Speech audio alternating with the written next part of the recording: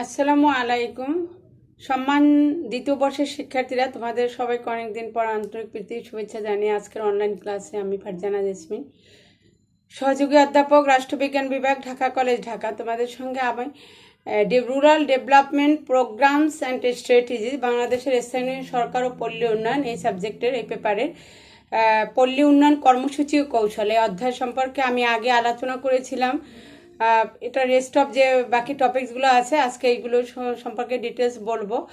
আগে তোমাদের এটা পল্লী উন্নয়নে বাংলাদেশের সরকারি গৃহীত কর্মসূচি, পল্লী উন্নয়ন কর্মসূচির উদ্দেশ্যাবলী, পল্লী উন্নয়নে এনজিও কর্মসূচি, পল্লী উন্নয়ন ও দারিদ্র বিমোচনের জন্য ই পরিষদ ভাবনা এবং পল্লী উন্নয়নের প্যারামিটার, এই কয়টা অধ্যায় সম্পর্কে আমি আগে আলাপ করেছিলাম। আজকে তোমাদের 2001 সালে গৃহীত জাতীয় পল্লী উন্নয়ন নীতির লক্ষ্য উদ্দেশ্য সমূহ, বাংলাদেশের আর্থসামাজিক উন্নয়নে জাতীয় পল্লী উন্নয়ন নীতি 2001-এর গুরুত্ব, স্থানীয় উন্নয়নে স্বেচ্ছাসেবী সংস্থা বা এনজিওর ভূমিকা, পল্লী উন্নয়নের এনজিওর ভূমিকা এবং বিভিন্ন পঞ্চবার্ষিকের পরিকল্পনা আছে বিভিন্ন, এই টপিকসগুলো নিয়ে বিস্তারিত আলোচনা করব। আশা করি সবাই তোমরা আমার ক্লাসের সঙ্গে থাকবে। তো যেটা ছিল 2001 সালে পল্লী উন্নয়নের নীতির লক্ষ্য উদ্দেশ্য, এটা ছিল উন্নয়ন সংক্রান্ত ধারণায় পল্লী উন্নয়ন বিষয়টি আমরা জানি একটি গুরুত্বপূর্ণ স্থান দখল করে আছে। পল্লী উন্নয়ন বলতে এমন একটি বিশেষ প্রক্রিয়াকে অন্তর্ভুক্ত করে যা পল্লীর মৌলিক চাহিদা পূরণের নিশ্চয়তা প্রদান সহ দেশের সার্বিক উন্নয়নে গুরুত্বপূর্ণ ভূমিকা পালন করে। জনগণের মৌলিক চাহিদা পূরণের লক্ষ্যে সাংবিধানিক প্রতিশ্রুতি বাস্তবায়ন প্রণয়ন করা হয় জাতীয় পল্লী উন্নয়ন নীতি 2001। পল্লী উন্নয়ন কর্মকাণ্ডে সর্বস্তর জনগণের অংশগ্রহণ নিশ্চিত করে এই নীতি প্রণয়ন করা হয়। জাতীয় পল্লী উন্নয়ন নীতি 2001 বাংলাদেশের আর্থসামাজিক উন্নয়নের ক্ষেত্রে পল্লী উন্নয়ন একটা গুরুত্বপূর্ণ বিষয়, কারণ পল্লীর জনগোষ্ঠীকে বাদ দিয়ে জাতীয় উন্নয়ন সম্ভব নয়। তাই পল্লী উন্নয়ন সাংবিধানিকভাবে মূল্যায়ন করার লক্ষ্যে প্রণীত হয়েছে জাতীয় পল্লী উন্নয়ন নীতি 2001। সংবিধানের 14 নং অনুচ্ছেদে বলা হয়েছে, রাষ্ট্রের অন্যতম মৌলিক দায়িত্ব হবে মেহনতি মানুষকে, কৃষক, শ্রমিক শ্রেণী এবং সর্বস্তরের জনগণকে শোষণমুক্ত করা।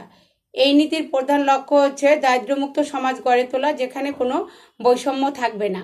নীতির লক্ষ্য উদ্দেশ্য ছিল নিম্নরূপ: পল্লীর দরিদ্র জনগোষ্ঠীর, বিশেষ করে নারীদের আর্থসামাজিক উন্নয়ন নিশ্চিত করা, মানুষকে তার উদ্ভাবনশীলতাকে জাগিয়ে তুলে উন্নয়নমূলক কর্মকাণ্ডে অংশগ্রহণে উদ্বুদ্ধ করা, গ্রামীণ জনগোষ্ঠীর মধ্যে ঢালাওভাবে কর্মসংস্থানের নিশ্চয়তা প্রদানকরণ, সাংবিধানিক ভিত্তি প্রতিষ্ঠার লাগে গ্রামীণ সমাজে সাম্যভিত্তিক অর্থনৈতিক কাঠামো প্রতিষ্ঠা করা, গ্রামীণ জনগোষ্ঠীর মৌলিক চাহিদা পূরণের লক্ষ্যে কর্মসংস্থানের আয় বৃদ্ধির নিশ্চয়তা প্রদান করা, ক্ষুধা ও দারিদ্র্যমুক্ত বাংলাদেশ গঠনে সহায়তা করা, গ্রামীণ অবকাঠামোগত উন্নয়ন নিশ্চিত করা, কর্মমুখী শিক্ষার প্রসার ঘটানোর মাধ্যমে দক্ষ জনশক্তি গঠন করা এবং গ্রামীণ ও শহর জীবনের মধ্যে বৈষম্য কমিয়ে সম্পদের সুষম বন্টন নিশ্চিত করা।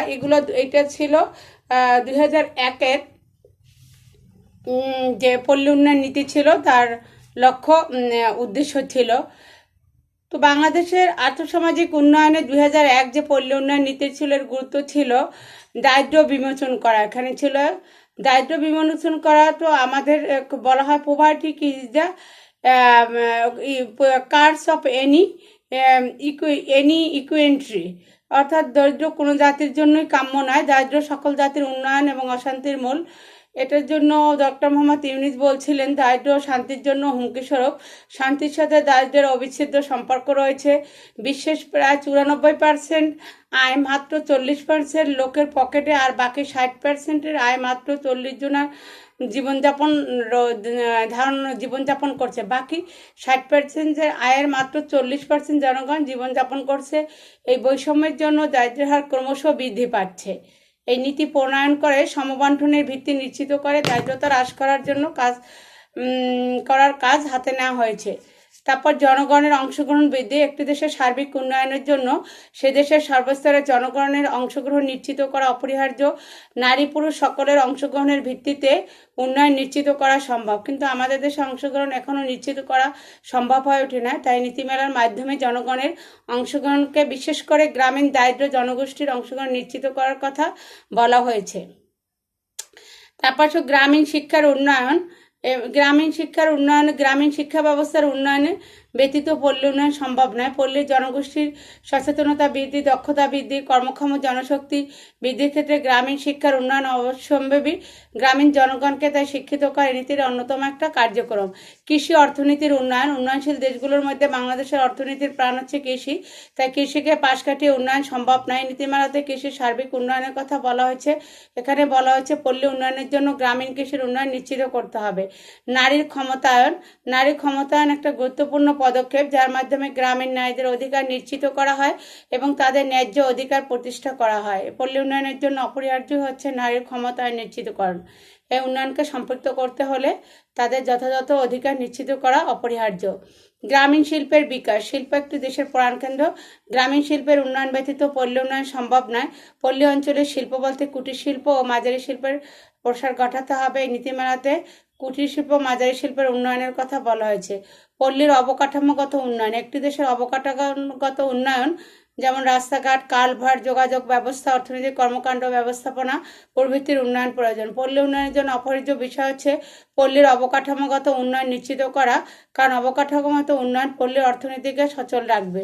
তারপর যুব উন্নয়ন কর্মসূচি। যুবকদের অনগ্রসর রেখে পল্লী উন্নয়ন অসম্ভব, তাই এই নীতিতে পল্লীর যুবকদেরকে দক্ষ কর্মক্ষম করার প্রতি গুরুত্ব আরোপ করা হয়েছে।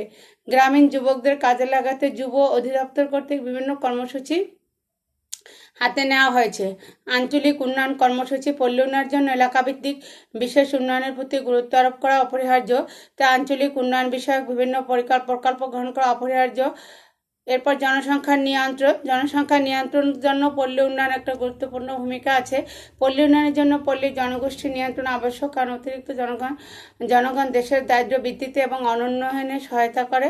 এই নীতিতে অতিরিক্ত জনগণকে দারিদ্র্যের অন্যতম কারণ হিসাবে চিহ্নিত করা হয়েছে। স্বাস্থ্যসেবা। গ্রামীণ জনগোষ্ঠীর স্বাস্থ্যের বিষয়ে গুরুত্ব আরোপ করা হয়েছে এই নীতিতে। গ্রামীণ জনগণের সুস্বাস্থ্যের উপর পল্লী উন্নয়ন অনেকটা নির্ভরশীল, তাই পল্লীর জনগণের সুস্বাস্থ্য নিশ্চিত করা এটার একটা কাজ। তো এই কাজগুলো যদি আমরা করতে পারি, এটা 2001 নীতিমালার মধ্যে ছিল, এটার গুরুত্বপূর্ণ ভূমিকা। এরপর আসো যে স্থানীয় উন্নয়নে স্বেচ্ছাসেবী সংস্থা বা এনজিওর ভূমিকাগুলো কী করে। বেসরকারিভাবে বিভিন্ন স্বেচ্ছাসেবী সংস্থা বা এনজিও বিভিন্ন দেশের অসহায় মানুষের সহায়তা করার জন্য তাদের বিভিন্ন কার্যক্রম বা পরিকল্পনা গ্রহণ করছে। এই বেসরকারি সংস্থা বা এনজিও সুনির্দিষ্টভাবে সংজ্ঞায়িত করা কঠিন। সাধারণভাবে সরকার কর্তৃক প্রতিষ্ঠিত নয় এমন কোনো সংস্থাই হলো এনজিও। এনজিওগুলো বিভিন্নভাবে জনগণের স্বার্থে সেবা প্রদানকারী অলাভজনক সংস্থাই হলো বেসরকারি সংস্থা। এই বেসরকারি সংস্থাগুলো হলো সরকারের কাঠামোর বাইরে কল্যাণকরমূলক ও উন্নয়নমূলক সেবা প্রদানের উদ্দেশ্যে ব্যক্তিবর্গ কর্তৃক গঠিত স্বেচ্ছাসেবী সংগঠন, যারা জাতীয় ও আন্তর্জাতিক উৎস থেকে অর্থ সংগ্রহ করে এবং রাষ্ট্রের আইনি কাঠামোর মধ্য থেকে কাজ করে। এখন 1950-এর দশক থেকে বাংলাদেশে প্রথম এই এনজিওগুলোর প্রাথমিক ও প্রধান কাজগুলো ছিল ত্রাণ, পুনর্বাসন ও দাতব্য কার্যক্রম পরিচালনা করা। দ্বিতীয় বিশ্বযুদ্ধোত্তর পরিস্থিতিতে এলাকায় এনজিওগুলো কমিউনিটি উন্নয়নের মাধ্যমে পুনর্নির্মাণের নতুন ধারণা নিয়ে কাজ শুরু করে। 20 শতক ও 60-70 দশকে এসে দ্বিতীয় প্রজন্মের এনজিওগুলো ঋণ সমিতি, সমাজ সমিতি ইত্যাদি কমিউনিটি ভিত্তিক বিভিন্ন উন্নয়ন প্রকল্প গড়ে তুলতে শুরু করে এবং উন্নয়নের জন্য সমষ্টিগত উদ্যোগের চেয়ে ব্যষ্টিক উদ্যোগের উপর অধিকতর কর্মকাণ্ডে নিয়োজিত হয়। এদের অধিকাংশ সংখ্যারই সৃষ্টি হয়েছে 1980-র দশকে এবং এরা ব্যষ্টিক নানা কার্যক্রমের পরিবেশ, বৈদেশিক সাহায্য, ঋণ, কাঠামোগত সংস্কার ইত্যাদি সমষ্টিগত বিশেষ করে কৃষি, পল্লী উন্নয়ন, সামগ্রিক প্রবৃদ্ধি ও বিকাশের সার্বজনীন দৃষ্টিভঙ্গি নিয়ে কাজ করে যাচ্ছে। বাংলাদেশে অনেক দেশি বিদেশি এনজিও কাজ করছে। এনজিও বিষয়ক ব্যুরোতে 2013 সালে 31 জুলাই পর্যন্ত নিবন্ধিত দেশি বিদেশি এনজিওর সংখ্যা ছিল 2252টি। বাংলাদেশের স্থানীয় সমস্যায় এত ব্যাপক ও জটিল যে কোনো রাষ্ট্রায়ত্ত সংস্থার পক্ষে সেগুলো সমাধান করা অসম্ভব। এক্ষেত্রে স্থানীয় উন্নয়নের স্বেচ্ছাসেবী সংস্থাসমূহ গুরুত্বপূর্ণ ভূমিকা রাখছে। কার্যক্রমের ক্ষেত্রে বিবেচনা দেখা যায় কোনো স্বেচ্ছাসেবী সংস্থা কৃষি, ক্ষুদ্র শিল্প, পশু সম্পদ, শিক্ষা, সেচ, বনায়ন, স্বাস্থ্য ইত্যাদি কার্যক্রম পরিচালনা করছে। এছাড়া স্বেচ্ছাসেবী সংস্থা কয়েকটি খাতের সমন্বিত কার্যক্রম চালাচ্ছে। বেশ কিছু স্বেচ্ছাসেবী সংগঠন পরিবেশ বা নারী বিষয়ক কর্মসূচিতে নিয়োজিত রয়েছে। বাংলাদেশের এনজিও সমূহ সৃষ্টি ও তাদের কর্মতৎপরতার প্রসার শুরু হয় 1971 মুক্তিযুদ্ধের প্রায় পরপরই। এসব সংস্থার প্রধান কাজ ছিল যুদ্ধ বিধ্বস্ত দেশটির ত্রাণ ও পুনর্বাসন সার্বিক সহযোগিতা দান। একসময় ত্রাণ ও পুনর্বাসন কাজ কমালে এসব সংস্থার অনেকগুলি গ্রামীণ দারিদ্র জনগণের সামাজিক অর্থনৈতিক উন্নয়নের সাহায্য দানের কর্মসূচি নিয়ে এগিয়ে আসে। এনজিওগুলো এখন প্রধান যেসব ক্ষেত্রে পরিচালনা করছে সেগুলো হচ্ছে দারিদ্র বিমোচন, পল্লী উন্নয়ন, ঘোষণা, প্রতিরক্ষা ইত্যাদি। কৃষি, খাদ্য নিরাপত্তা, কৃষি উন্নয়ন এনজিও সমূহ সরকারের সহযোগ্য হিসাবে ভূমিকা রাখছে। তারা কৃষি উৎপাদন ও বিপণনের ক্ষেত্রে কাজ করছে। মানসম্মত বীজ উৎপাদন, বাজারজাতকরণ কতিপয় এনজিও অবদান রাখছে। এক্ষেত্রে তারা গবেষণা কার্যক্রম পরিচালনা করছে এবং এনজিওকে দরিদ্র কৃষকের ঋণের সহায়তা করছে, আধুনিক কৃষি প্রযুক্তি ব্যবহার কৃষকদের প্রদান করছে। তারপর আসো ক্ষমতায়ন। এনজিও সমূহ জনগণের ক্ষমতায়নের কার্যকর পদক্ষেপ গ্রহণ করছে। এই জন্য এনজিও সমূহ জনগণের সচেতনতা বৃদ্ধি করতে নানা ধরনের সচেতনতার মধ্যে কর্মসূচি গ্রহণ করছে। গ্রামীণ দারিদ্র নারীদের সমষ্টিগত ভূমিকা বৃদ্ধি এবং নিজেদের অধিকার তুলে রাখার জন্য সক্ষমতা বৃদ্ধিতে এনজিও সমূহ ভূমিকা রাখছে। দুর্যোগ, পরিবেশ ও জলবায়ু পরিবর্তনেও এনজিওগুলো সরকার সহযোগী হিসাবে কাজ করছে। পরিবেশ ও জলবায়ু পরিবর্তনজনিত সমস্যা মোকাবিলা সক্ষমতা বাড়াতে জনগণকে সহযোগিতা করছে। দুর্যোগ পূর্ব পরিস্থিতিতেও তাদের দক্ষতা বাড়াতে এবং দুর্যোগকালীন পরিস্থিতি মোকাবিলার সক্ষমতা বৃদ্ধি করতে এনজিও সমূহ সম্পর্কিত গবেষণা, শিক্ষা প্রদান ও তথ্য সরবরাহে ভূমিকা রাখছে। কর্মসংস্থান বৃদ্ধি। বাংলাদেশে এনজিও সমূহ কর্মসংস্থান বৃদ্ধিতে কাজ করছে। এনজিও সহ বিভিন্ন ধরনের কর্মসংস্থানমূলক কার্যক্রম পরিচালনার মাধ্যমে কর্মসংস্থানের ভূমিকা রাখছে। ক্ষুদ্র ঋণ। বাংলাদেশে এনজিওর ব্যাপকতর অন্যতম কারণ হলো ক্ষুদ্র ঋণের প্রসার। বাংলাদেশে প্রায় 70% দরিদ্র পরিবার সেবা গ্রহণকারী, প্রায় 87% ক্ষুদ্র ঋণ বিতরণ করছে। এনজিও সমূহ ক্ষুদ্র ঋণ গ্রামীণ দারিদ্র্যের আয় বৃদ্ধিতে সহায়ক হয়েছে। ক্ষুদ্র ঋণ গৃহীতাদের অন্যান্য সামাজিক উন্নয়ন ও সুযোগ সমূহ ইতিবাচক পরিবর্তন লক্ষ্য করা যায়। ক্ষুদ্র ঋণের সাথে এনজিও সমূহের প্রশিক্ষণ ও সচেতনমূলক কার্যক্রম পরিচালনা করে থাকে। এর ফলে নারীর ক্ষমতায়ন, বিদ্যালয়গামী শিশুর হার বৃদ্ধি এবং স্বাস্থ্যের উন্নয়ন বিভিন্ন কর্মকাণ্ড তাদের কাজকর্মের মধ্যে থাকে। স্বাস্থ্য ও পুষ্টি। জনস্বাস্থ্য বাংলাদেশের এনজিও সমূহের অন্যতম একটা কর্মসূচি। জাতিসংঘ উন্নয়নের লক্ষ্যমাত্রায় বেশ কয়েকটি স্বাস্থ্য বিষয়ক লক্ষ্যমাত্রা রয়েছে।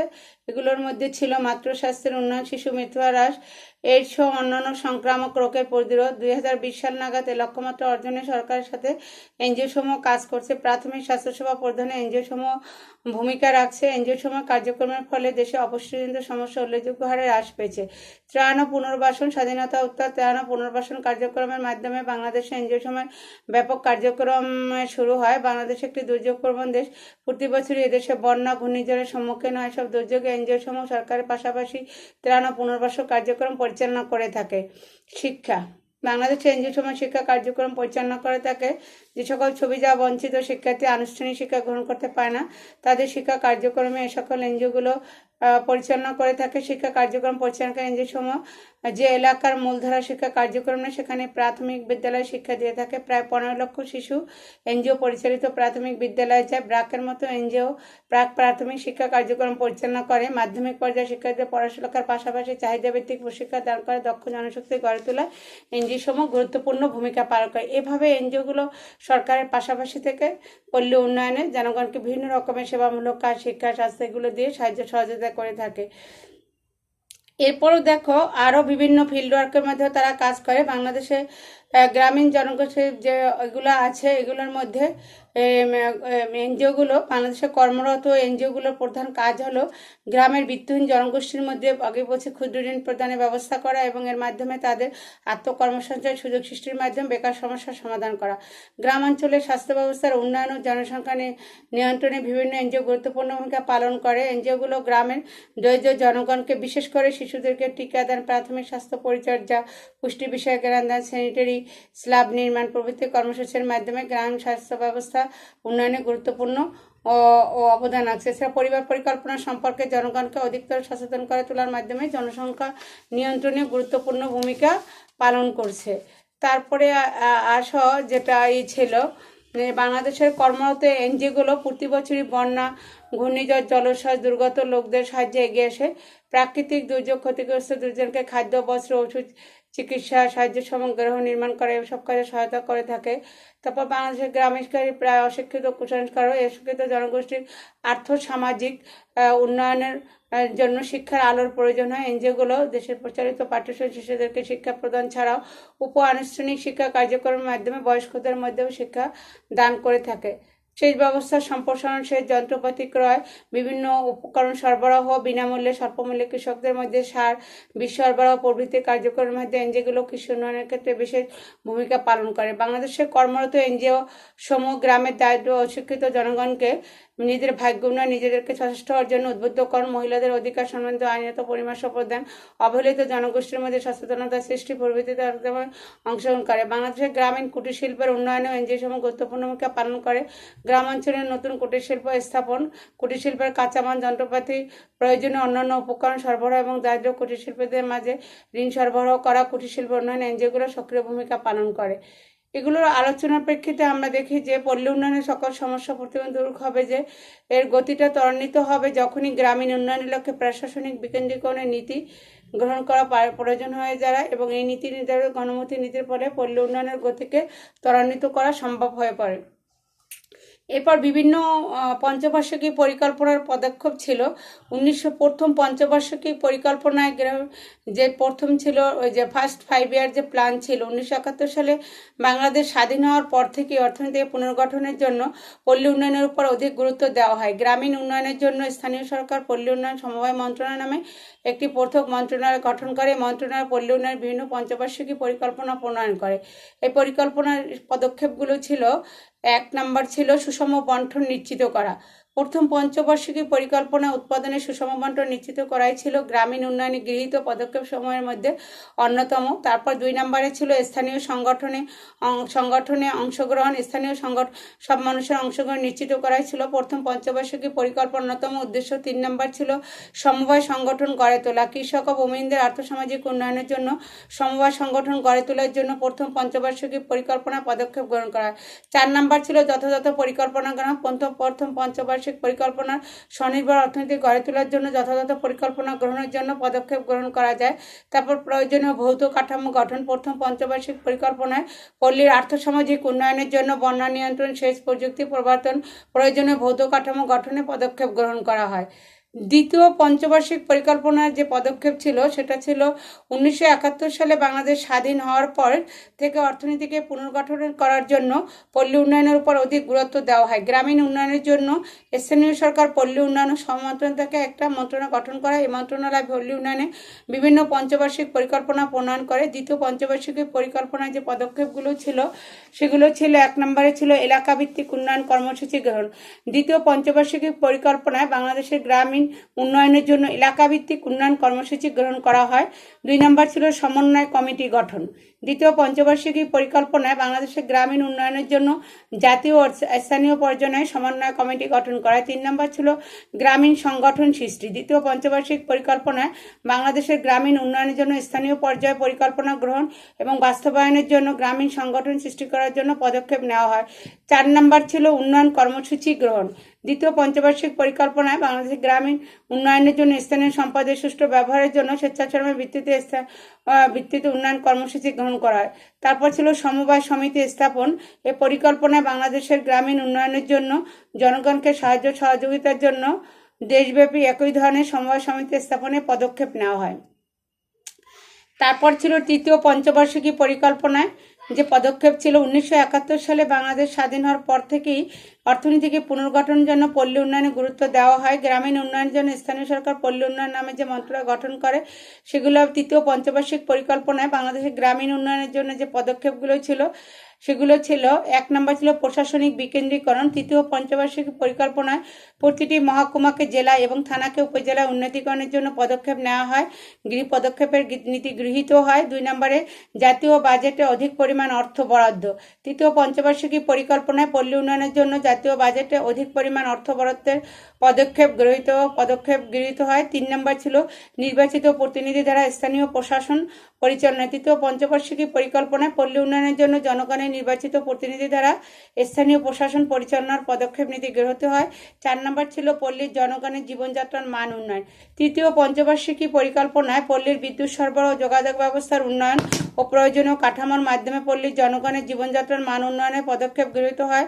5 নম্বর ছিল ছিল ভূমিহীনদের মধ্যে ভূমি বন্টন। তৃতীয় পঞ্চবার্ষিকী পরিকল্পনায় ভূমি সংস্কারের মাধ্যমে ভূমিহীনদের মধ্যে ভূমি বন্টনের পদক্ষেপ গৃহীত হয়। 6 নম্বর ছিল গ্রামীণ শিল্পকে পুনর্জীবিতকরণ।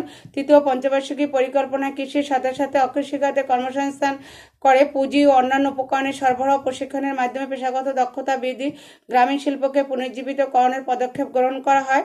এগুলো ছিল তৃতীয় পঞ্চবার্ষিকী পরিকল্পনার স্টেপ। চতুর্থ পঞ্চবার্ষিকী পরিকল্পনায় যেসব পদক্ষেপ নেওয়া হয় সেগুলো ছিল, 1 নম্বর ছিল গ্রামীণ দারিদ্র্য দূরীকরণ। তো চতুর্থ পঞ্চবার্ষিকী পরিকল্পনায় লাভজনক কর্মসংস্থানের মাধ্যমে গ্রামীণ দারিদ্র্য দূরীকরণে প্রয়োজনীয় পদক্ষেপ গ্রহণ করা হয়।